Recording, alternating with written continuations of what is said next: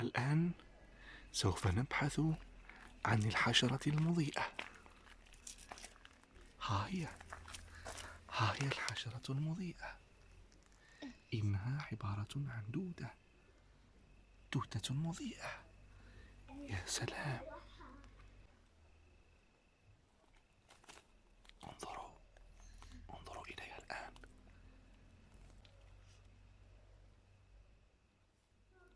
هي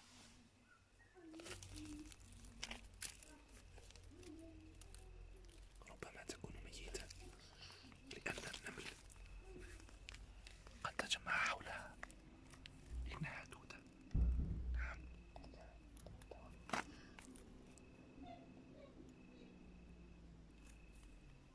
هذه النمل تظن أن الدودة قد ماتت، لذا هي تتجمع حولها من أجل أن تأكلها.